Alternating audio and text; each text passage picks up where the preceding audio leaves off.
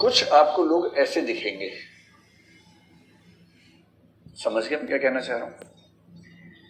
योग्यताओं के मामले में कमजोर हैं और उनकी अपनी नजर में छवि है कि वो एक्सीलेंट है, गजब है। उनको लगता है कि इतिहास में मतलब दो ही चरण है इतिहास के, मुझसे पहले और मेरे बाद। यदा यदा ही धर्म से मेरे लिए लिखा गया है, मैं ही धर्म की स्थापना करने के लिए आता हूं। कुछ आप ऐसे भी देखेंगे जो एक्सीलेंट या गुड हैं, किंतु उनकी अपने बारे में छवि है कि बहुत कमजोर है। ऐसा कभी देखा आपने? पहला अटेम्प्ट देके जो बच्चे आते हैं उनमें से अधिकांश, सब नहीं, अधिकांश होते हैं जो यहां और यहां चल रहे हैं। तैयारी कमजोर है, बातें ऐसी बड़ी बड़ी हाँकते हैं। ऐसे कई प्यारे प्यारे मासूम मासूम बच्चे मिलते हैं, पहले अटेम्प्ट दे के आते हैं यूपीएससी का। उनसे पूछो कितना ठीक हुए प्रीलिम्स में, जीएस में? सर 80 तो ठीक हैं ही, 4 छूट गए हैं, बाकी 16 पे डाउट है। तो कितना स्कोर आ जाएगा? बस 16 में सर 4 तो ठीक होंगे, तो मेरे ख्याल से 160 तो आ ही जाएगा। सर थोड़ा कम है, 190 सोच गए थे, लेकिन सर अच्छा फील नहीं हो रहा है। ऐसी बात करते हैं और प्रीलिम्स नहीं होता उनका। फिर वो कहते हैं कि मोदी की साजिश है, उसने और शी जो है उसने मिलकर साजिश की है मेरे खिलाफ, भारत चीन ने मिलके। और जो मैच्योर व्यक्ति होता है ना, वो है इस लेवल पर योग्यता में, पर उसका परसेप्शन ऐसा हो जाता है खूब अच्छा पढ़ा हुआ है, बढ़िया एग्जाम देगा, लेकिन आप उससे पूछेंगे तो बोलेगा पता नहीं, देखो कैसा हुआ पता नहीं, अच्छा तो पिछली बार भी हुआ था, क्या हुआ उससे, देखते हैं। उसका कॉन्फिडेंस कम हो गया, देखते हैं, उसका कॉन्फिडेंस कम हो गया। इस कंसेप्ट पर एक व्यक्ति ने एक बात लिखी, जो अभी किसने बताई आप में से? हाँ, इन्होंने बताई, सेल्फ परसेप्शन पर। वो कथन आपने पता नहीं कभी सुना है नहीं सुना है। मैं वह नहीं हूं, सुना है? मैं वह नहीं हूं जो मैं सोचता हूं कि मैं हूं, मैं वह भी नहीं हूं जो तुम सोचते हो कि मैं हूं, मैं वह हूं जो मैं सोचता हूं कि तुम सोचते हो कि मैं हूं। पढ़ा हुआ आपने कथन? कहाँ पढ़ा? मैगजीन में पढ़ा? अच्छा, कब आया था मैगजीन में? एथिक्स की क्लास में भी आया होगा। हाँ, एथिक्स की क्लास में भी आता है, और वैसे मैगजीन में कभी किसी संपादकीय में शायद लिखा हो। तो इसका मतलब ये है, मैं वह नहीं हूं जो मैं सोचता हूं कि मैं हूं, यानी मेरी अपने बारे में क्या राय है इससे फर्क नहीं पड़ता। मैं वह भी नहीं हूं जो आप सोचते हैं मेरे बारे में, मैं वह हूं जो मुझे आपकी नजरों में दिखता है अपने बारे में, मैं तो अपनी छवि उससे बनाता हूं। तो I am not what I think I am, I am not what you think I am what I think you think I am. अब अगर आपने ऐसा कथन से निबंध शुरू कर दिया ना, आप पर हत्या का मुकदमा दर्ज हुआ, देखिएगा, परीक्षक मर जाएगा वहीं पर, और फिर दफा 302 ताजीरात हिंद के तहत आपके ऊपर केस चलेगा। लेकिन मरते मरते 180 नंबर देके जाएगा। डर गए आप लोग? नहीं डरना मत, कोई नहीं मरता है, मतलब उस तरह से मर जाएगा, मार डाला टाइप से जो होता है ना, जैसे वो उस पर मरता है उस तरह से मर जाएगा। कितना अच्छा कैसे लिखा है इसने। तो मैं वह नहीं हूं। एक दो बता दो बस, जैसे सुकरात की मुझे बड़ी याद आ रही है। किसी ने सुकरात से कहा, सुकरात तुमसे बड़ा कोई ज्ञानी नहीं है। सुकरात ने क्या कहा पता है ना? उसने कहा कि मैं सिर्फ एक बात जानता हूं कि मैं कुछ नहीं जानता हूं, जबकि बाकी लोग ये नहीं जानते कि वो कुछ नहीं जानते हैं। तो मैं सिर्फ एक बात जानता हूं कि मैं कुछ नहीं जानता। क्या बात है! ये लोग ऐसे थोड़ा मान हो गए, इतनी गहरी गहरी बात कह के गए हैं। मैं सिर्फ एक बात जानता हूं कि मैं कुछ नहीं जानता हूं, और बाकी लोग यह नहीं जानते कि वे कुछ नहीं जानते हैं। क्या बात है! देखो भाई, एक व्यक्ति कह रहा है मैं सोचता हूं इसलिए मैं हूं। एक बहुत प्रसिद्ध दार्शनिक हुआ डेकार्ट नाम का, रेने डेकार्ट, इसका एक कथन है, I think therefore I am, मैं सोचता हूं अतः मैं हूं, इसलिए मैं हूं। तो लिखिए सब यही सब तो कर रहे हैं। 100, 200, 500 कथन पता हो, कौन सा कहां प्लेस करना है, ये आइडिया हो जाए, फिर देखिए धूमधाम से निबंध बनेगा। मैं सोचता हूं अतः मैं हूं। ठीक, कोई स्वार्थ पे कहना, जब भी दुनिया में स्वार्थ की बात होगी ना, स्वार्थ के समर्थन में सबसे बड़ा चिंतक जो है उसका नाम है थॉमस हॉब्स। जब भी स्वार्थ की बात हो, अब हॉब्स को याद कर लीजिए, एक बेंथम नाम का आदमी भी है, उसको भी याद कर लीजिए। घोर स्वार्थवादी लोग हैं। तकनीकी शब्द मत लिखिएगा कि स्वार्थवादी हैं, अहम मूलक स्वार्थवादी, वो सब नहीं, निबंध में वो सब अच्छा नहीं लगता है। लेमन लैंग्वेज भी लिखना है निबंध में। हॉब्स का ये कहना है कि दुनिया में प्रत्येक व्यक्ति शुद्ध रूप से स्वार्थी होता है, वह एक भी काम बिना स्वार्थ के नहीं कर सकता है। मैं के बियॉन्ड सोचना संभव ही नहीं है। जब किसी को लगता है कि वो समाज के बारे में सोच रहा है तो उसे बस ध्यान देने की जरूरत है। जब वो ध्यान से खुद पे सोचेगा तो वो समझ जाएगा कि दरअसल वो तब भी अपने ही बारे में सोच रहा है। तो दुनिया का हर व्यक्ति स्वार्थी होता है, ये बात सबसे बुलंद तरीके से जिस व्यक्ति ने कही है वो थॉमस हॉब्स है। बेंथम ने भी कही है, बेंथम का भी इस्तेमाल कर लूं। मैं जानता हूं कि ये सारी बातें तुरंत आप नहीं सोच पा रहे होंगे, आप में से कोई एक बात, कोई दो बात सोच पा रहा होगा, लेकिन परीक्षा में एक या दो ही चाहिए हमें। ये तो मैं आपको रास्ता समझा रहा हूं कि जब कोई विषय है तो सोचने का रास्ता क्या है। पहला रास्ता, फिल्म गीत, दर्शन के कथन, इतिहास के कथन, कोई कविता हो, शेर हो, कोई रिपोर्ट मिल जाए। अब जैसे मैं है, मैं के साथ कोई रिपोर्ट कैसे जुड़ेगी? तो मुझे एक रिपोर्ट समझ में आती है, वो ये है कि जीवन में संतोष का स्तर, सेटिस्फैक्शन इन लाइफ इंडेक्स जो है, क्योंकि मैं अपने जीवन से कितना संतुष्ट हूं, ये तो एक रिपोर्ट हो ही सकती है। तो जीवन में संतोष का स्तर, आपने पढ़ा है इसके बारे में? और नहीं भी पढ़ा है ना, तो जब तक आप परीक्षा में जाएंगे उससे पहले पढ़ चुके होंगे। इस रिपोर्ट का जिक्र कर सकते हैं, आप इस रिपोर्ट से बात शुरू कर सकते हैं। और उसमें हमारी बात में कंट्राडिक्शन आ जाए, जैसे डेकार्ट ने कहा मैं सोचता हूँ इसलिए करती हूँ, तो इस बेसिस पे इसने ये कहा ना कि पशु नहीं सोचते इसलिए उनका अस्तित्व नहीं है। ठीक है। बाद में अगर हम ऐसा डालना है कि बाद में सोचते ऐसे करता हूँ बाहर है, तो हमारे दोनों में कंट्राडिक्शन ये नहीं डालेगा। ये इनका सवाल ये है कि जैसे आपका विषय दर्शन है, अच्छा, डेकार्ट ने कहा कि मैं सोचता हूँ इसलिए मैं हूँ। ये असल में इसका मतलब वो नहीं है जो हम समझ रहे हैं, ये तो बहुत लेमन लैंग्वेज हुआ। इस कथन के माध्यम से डेकार्ट ने साबित किया कि आत्मा होती है। उससे कहा कि देखो मैं ना हर चीज पे डाउट करूंगा, मैं कुछ भी मानूंगा नहीं पहले से, हर चीज पे डाउट है। ये दीवार है कि नहीं मुझे नहीं पता, डाउट है मुझे, पंखा है कि नहीं मुझे डाउट है, मैं हर चीज पे डाउट करूंगा। फिर कहा लेकिन एक समस्या है, मैं जब डाउट कर रहा हूं हर चीज पे तो भी एक समस्या है कि डाउट कौन कर रहा है।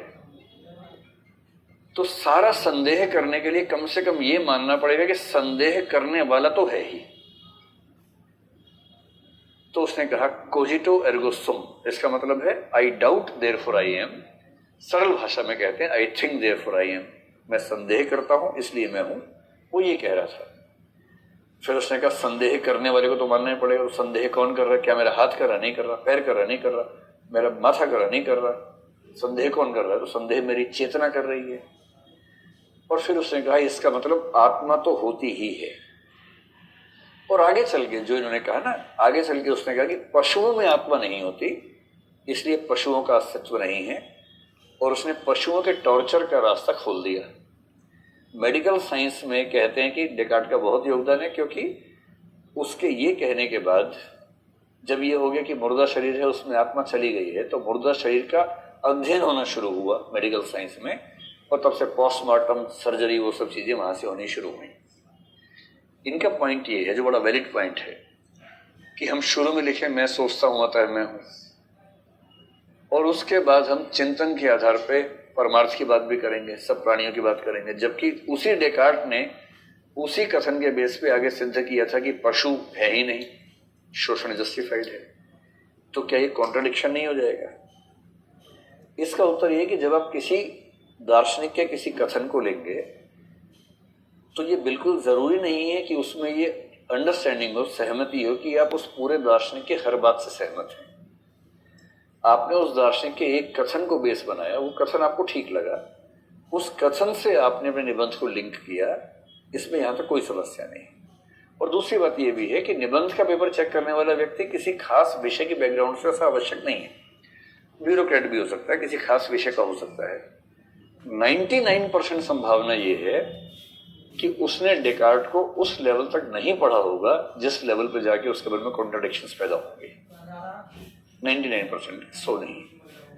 और नहीं पढ़ा भी होगा तो भी वो इतना समझदार जरूर होगा कि अब जैसे मान लीजिए मैं कहूं कि अरस्तु ने ज्ञान की बहुत महान बातें कही हैं, अरस्तु भी वो इतना समझदार जरूर होगा कि अब जैसे मान लीजिए मैं कहूं कि अरस्तु ने ज्ञान की बहुत महान बातें कही हैं, अरस्तु ये अरस्तु वो, लेकिन उसी अरस्तु ने महिलाओं के खिलाफ इतनी गंदी बातें कही, तो सिर्फ इसलिए कि अरस्तु ने महिलाओं के बारे में खराब कहा क्या मैं अरस्तु को कहीं भी कोट नहीं करूंगा? और क्या कहीं भी कोट करूंगा तो क्या ये मान लिया जाएगा कि मैं महिलाओं के बारे में उसकी बात का समर्थन कर रहा हूं? ऐसा क्यों मानेंगे? महात्मा गांधी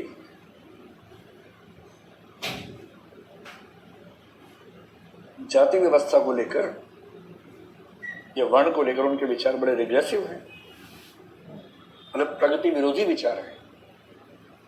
पर क्योंकि महात्मा गांधी एक मामले में कमजोर हैं, क्या महात्मा गांधी को खारिज कर देंगे? ऐसा थोड़ा करेंगे। चलिए एक आध कोई और है तो बताइए, वरना आगे बढ़ते हैं। रिपोर्ट भी हो गई, डेटा हो गया, कथन हो गया, सुकरात हो गए, कविता, शेर, फिल्म, गीत हो गया, कुछ दार्शनिक। इसमें दार्शनिकों के नाम भी कुछ अगर आ जाएंगे ना, कुछ फिलोसफर्स के नाम, तो थोड़ा सा उससे, फिलोसफर का मतलब कोई थिंकर हो, कोई इतिहास का प्रसिद्ध व्यक्ति हो, कोई भी हो, कोई दिक्कत नहीं। तो सबसे पहले आपको सोचना है इस विषय का अर्थ क्या क्या निकल सकता है। यहां 3 अर्थ में निकाल लिए। उन 3 अर्थों को दिमाग में रख के सोचना है कि क्या कोई कविता, शेर, फिल्म, गीत, कोई फिल्म का डायलॉग, फिल्म की थीम आपको अगर ध्यान आ रही हो तो उसी बात शुरू। जैसे एक फिल्म थी चक दे इंडिया। चक दे इंडिया में अंत की सिचुएशन मामला फंसा हुआ था कि सबसे अच्छी प्लेयर अपने हित में खेल रही है, देश के हित में नहीं खेल रही है। मैं ठीक याद कर पा रहा हूँ फिल्म को? ये मामला था ना उसमें। आप यहां से बात को शुरू कीजिए कि बीते दशक की एक बेहद शानदार फिल्म चक दे इंडिया मैं की समस्या को गहराई के साथ पेश करती है। फिल्म का उत्तरार्ध है भारत को ऑस्ट्रेलिया से जीतना है, किंतु देश की सबसे अच्छी खिलाड़ी अपने मैं से बाहर नहीं निकल पा रही। कोच परेशान है, व्यूअर्स यानी कि दर्शक परेशान है, लेकिन उसका मैं इतना बड़ा है कि देश उसके सामने छोटा पड़ गया है। उस फिल्म का अंत भारत का ऑस्ट्रेलिया से जीतना नहीं, उस फिल्म का अंत एक कोच के देशद्रोही होने के आरोप से मुक्त हो जाने का मामला नहीं। उसके अंत की सबसे बड़ी बात यह है कि जब व्यक्ति अपने मैं से मुक्त होकर हम के बिंदु पर पहुंचता है तो दुनिया कितनी सुंदर हो जाती है। अगर अब यहीं से बात शुरू कर दें, क्या इसमें कुछ भी अटपटा है? फिल्मी है तो खराब थोड़ा ना हो गया, शानदार है, ऐसे शुरू कीजिए। तो यह कोई बचपन की कहानी वहानी याद आ जाए, कोई ऐसी कहानी सुनिए बचपन में से, मैं बहुत ज़्यादा है। और कुछ नहीं तो एक तो आपके पापा ने सुनाई ही होगी कि एक आदमी था, उसके 4 बेटे थे, जब वो मरने लगा तो उसने चारों से कहा एक लकड़ी लेके आओ, चारों एक लकड़ी लाए, फिर वह तोड़ दी, फिर चारों को मिला दो, अब तोड़ो तो नहीं टूटी। इससे समझ में आता है एकता में बल है, मैं से कुछ नहीं होता है, हम से होता है। ये तो सुना ही है। हर बाप अपने बच्चों को रटवा देता है ताकि बच्चे एक रहें, और बच्चे रट तो लेते हैं लेकिन ये भी देखते हैं कि पापा खुद अकेले रहते हैं, भाई दूर रहते हैं, तो बच्चे सीखते हैं देख के ना कि याद करके। तो बड़े होकर वो वही करते हैं जो बाप ने किया होता है, ना कि वो जो बाप ने बोला था। ये सेकंड स्टेप हुआ। अब आइए थर्ड स्टेप पर।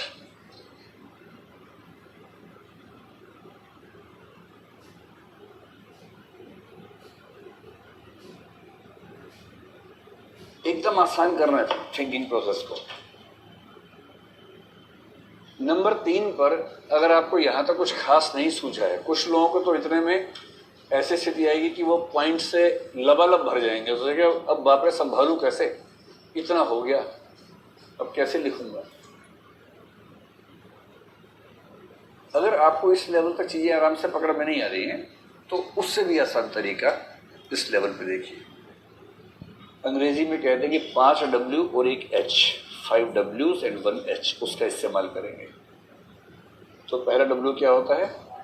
What, who, when, और क्या होगा? Where, why, और फिर how। क्रिएटिव राइटिंग सिखाने का सबसे आसान तरीका ये माना जाता है, इससे आसान कोई तरीका नहीं। जब भी कोई टॉपिक आए आप 6 खांचे बना लीजिए और इन खांचों में सोचना शुरू कीजिए। और बस ये ध्यान रखना है कि जब भी सोचे व्हाट, तो व्हाट के साथ व्हाट नॉट भी सोचना है, वाई के साथ वाई नॉट भी सोचना है, हाउ के साथ हाउ नॉट भी सोचना है। तो क्या, कौन, कब, कहाँ, क्यों, कैसे। हिंदी ज्यादा अच्छी है, सारे क ही हैं इसमें। तो वहां तो फिर भी एक एच आ गया। आप कहिए कि हिंदी के 6 क, इनके बेस पर सोचिए। अब जैसे यही टॉपिक है ना, इसी पे थोड़ा सोच के देखते हैं। क्या था? मैं। सबसे पहले मैं क्या। अब क्या का सिंपल मतलब तो है कि मैं का मतलब मैं। इसका मतलब है कि मैं का अर्थ क्या क्या हो सकता है, जो हमने पहले थोड़ा सोच लिया। एक मैं का अर्थ क्या सोचा था? स्वार्थ। एक क्या सोचा था? अहंकार। एक सोचा था सेल्फ परसेप्शन। अब इसका थोड़ा सा विस्तार कर दीजिए। क्या का मतलब क्या क्या हो सकता है। सारी बंदिशें खोपड़ी की हटा देनी है, मुक्त सोचना है कि मैं शब्द का इस्तेमाल किस किस के लिए हो सकता है। मैं शब्द का इस्तेमाल दर्शन में सब लोग आत्मा के लिए करते हैं, मैं तो यहां से शुरू करूंगा। जैसे अहम ब्रह्मास्मि आपने कही थोड़ी देर पहले। फिर मुझे समय याद आ गया, तो मैं समय का प्रयोग समय के लिए कर सकता हूँ। नदी, क्योंकि मैं कुछ दिन पहले आगरा गया था तो मुझे नदी वाली बात याद आ गई। तो आप भी कहीं तो गए होंगे, कुछ तो याद आएगा आपको भी। किस किस संदर्भ में मैं का प्रयोग होगा। और जैसे आपको एक हिंट मिल गया, कुछ भी, जैसे कोई नाटक देखा उस पर भारत देश आपसे बात कर रहा है, भारत माता बात कर रही है,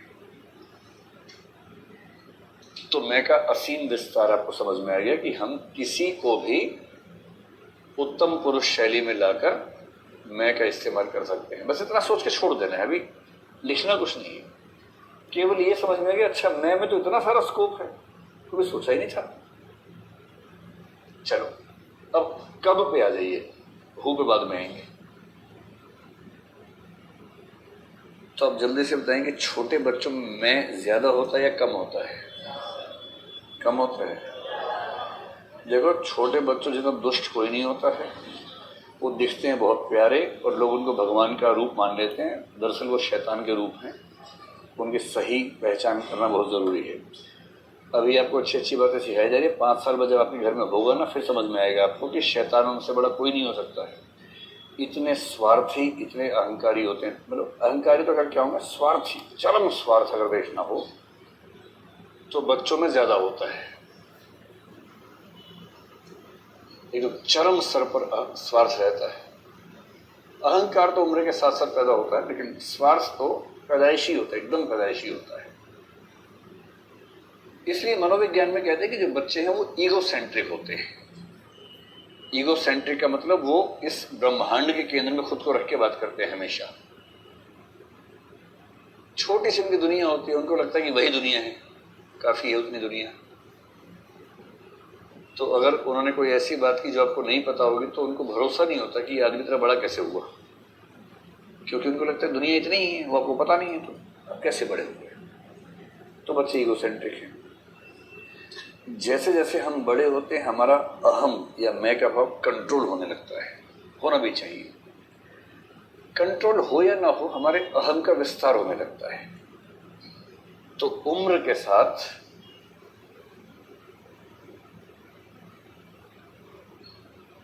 अच्छा, आप लोग क्या मानते हैं? आप लोग स्वार्थी हैं या परमार्थी टाइप के लोग हैं? आप लोग, आप में से जो जो स्वार्थी नहीं है वो हाथ खड़ा करें।